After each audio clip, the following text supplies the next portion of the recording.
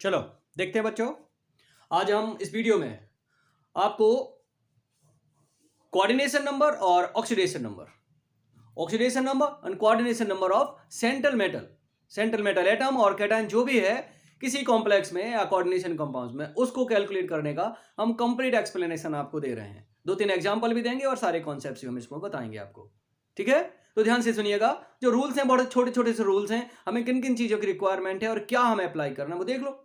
ठीक है, देखिए हम बात करते हैं ऑक्सीडेशन नंबर और coordination number of central metal atom complexes and coordination compounds calculations. ठीक, हम सबसे पहले बात करते हैं ऑक्सीडेशन नंबर के बारे में बात कर रहे हैं। तो हमें इसके लिए रिक्वायरमेंट काय की होगी, ध्यान से देखिएगा। हमें रिक्वायर्ड है nature and the charge oxidation number of ligands and the outer sphere too are needed. यानी जो नेचर लिगेंड्स जितने भी हैं उन सब का नेचर और उनका चार्ज मीन ऑक्सीडेशन नंबर हमें पता होना चाहिए। साथ में आउटर स्फीयर का भी हमें नेचर और ऑक्सीडेशन नंबर पता होना चाहिए। ठीक है, तो ये हमें अगर पता है तो हम आसानी से कैलकुलेट कर सकते हैं। कैसे? क्योंकि देखिए ये जो रूल होता है कैलकुलेशन का ऑक्सीडेशन नंबर में, अगर आपका कोई कोऑर्डिनेशन कंपाउंड है, यानी कोऑर्डिनेशन कंपाउंड है, तो sum of oxidation numbers of all parts means central metal है, लिगेंड्स हैं, आउटर स्फीयर है, कितना होता है? 0 होता है। चलिए हम इस एग्जांपल में बात करते हैं। Oxidation number of cobalt in this complex COCl NH3 3 times En ethylene diamine and SO4, ये आपका कॉम्प्लेक्स लिखा हुआ है सामने। अब इसमें जितने पार्ट्स हैं सब के बारे में बात कर लेते हैं। Suppose oxidation number of cobalt is X, calculate करना है। But oxidation number of chlorine is -1 because A9. Oxidation number of ammonia 0 because this is neutral. Oxidation number of ethylene diamine again this is neutral so 0। Oxidation number of sulphate ion this is A9, this is balancing -2, so oxidation number -2. But sum of oxidation numbers of all parts of complex equal 0, तो हम क्या करेंगे? सो रख देते सबको add करके। Cobalt कितना है? 1 x। क्लोरीन कितना है? -1 ओके। अमोनिया कितना है? 3 टाइम्स 3 इंटू 0।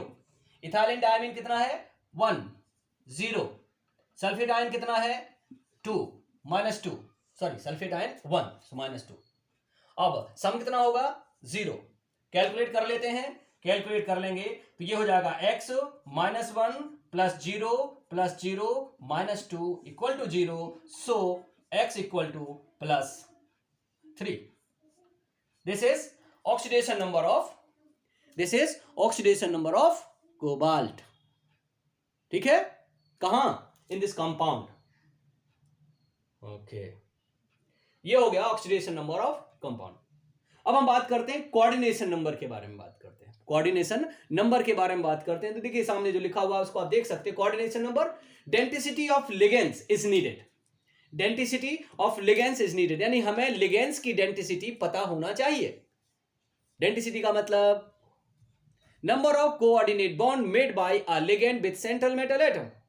ठीक, अगर वो हमें पता लग जाए तो सेंट्रल मेटल एटम ने लिगेंड्स के साथ total number of coordinate bond कितने बनाए हैं वो पता लगा सकते हैं। कैसे? ये है देखिए, sum of densities of all ligands is equal to coordination number of central metal. ये हमें यूज करना है तो हमें क्या करना है? सबकी डेंसिटी हमें पता होनी चाहिए, मानी हमें उनकी क्लास पता होनी चाहिए। किसकी क्लास पता होनी चाहिए? लिगेंड्स की क्लास पता होना ही चाहिए। ठीक, तो देखते हैं हम एक एग्जांपल।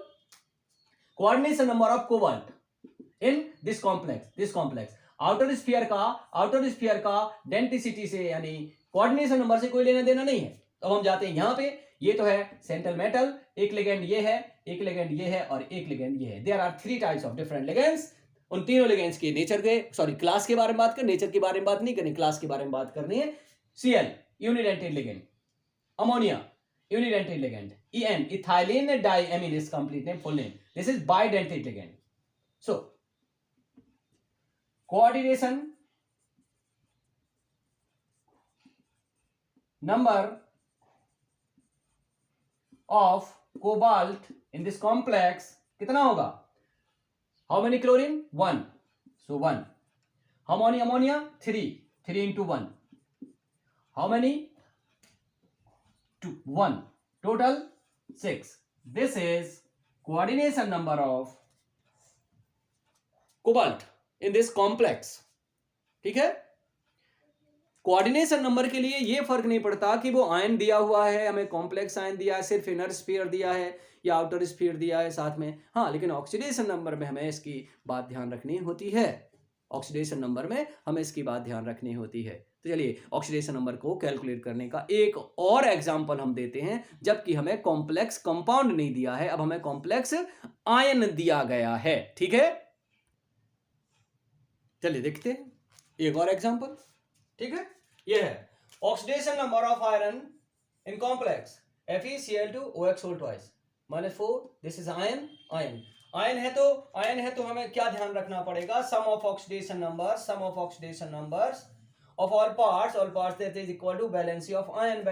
अब इसमें आयन में क्या कह रहे हैं, ऑल पार्ट्स का मतलब सेंट्रल मेटल है और लिगेंड्स है, आउटर स्फीयर इसमें नहीं है। मान लिए हम suppose oxidation number of iron is X in this complex, so now again this oxidation number of chlorine that is -1 and oxidation number of OX means ox माने बेल नहीं,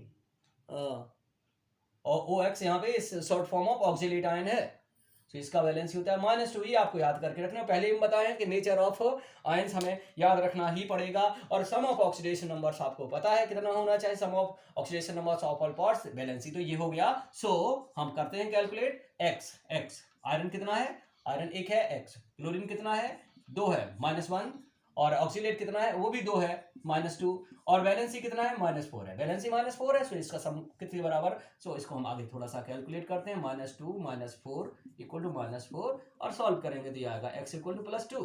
this is oxidation number of iron in this complex. अब इनको हम समझ सकते हैं कि ये जितने हमने एग्जांपल दिए हैं, देखिए कोऑर्डिनेशन नंबर में तो एक ही एग्जांपल काफी है, इसकी हमें जरूरत किसकी पड़ेगी, डेंसिटी की जरूरत पड़ेगी हमें। यहाँ पे जरूरत किसकी पड़ेगी, ऑक्सीडेशन नंबर्स में हमें जरूरत पड़ेगी किसकी, सारे के सारे जो आयंस हैं उनके नेचर की, और नेचर के साथ साथ उनके वैलेंसीज की जरूरत पड़ेगी। ठीक है, और हमें छोटी छोटी 2 बातें याद करके रखनी है, छोटी 2 बातें याद करके रखनी है। एक बात हमने पहले बताई है, ये है कि sum of all oxidation numbers of all parts valency के बराबर अगर आयन दिया हुआ है, अगर कंपाउंड दिया है तो sum of all oxidation numbers of all parts that is equal to 0।